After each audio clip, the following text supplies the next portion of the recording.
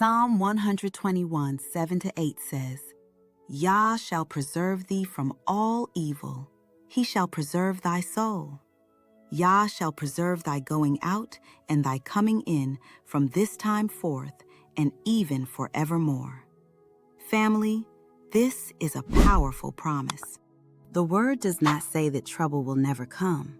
It does not say believers will never face pain, warfare, or hardship, but it does say Yah will preserve you.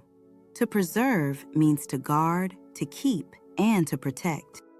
When the enemy tries to attack your mind, Yah preserves your soul. When danger surrounds you, Yah watches over your steps. When you leave your home and when you return, His eyes are on you. This is important because many people live in fear.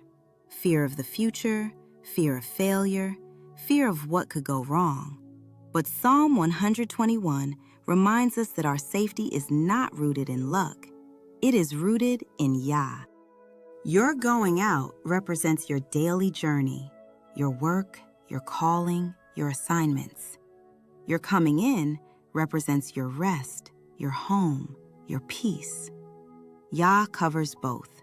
That means wherever you are never outside of His sight. Even when you don't see Him moving, He is guarding you. Even when you feel weak, He is sustaining you.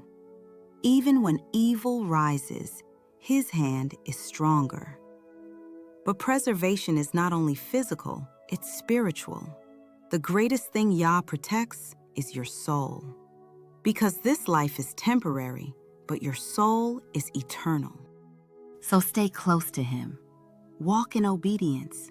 Pray without ceasing. Trust His word.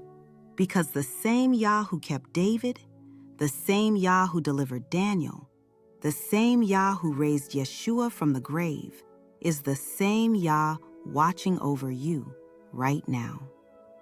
Whatever you're facing today, remember this: Yah is your keeper. Yah is your protector.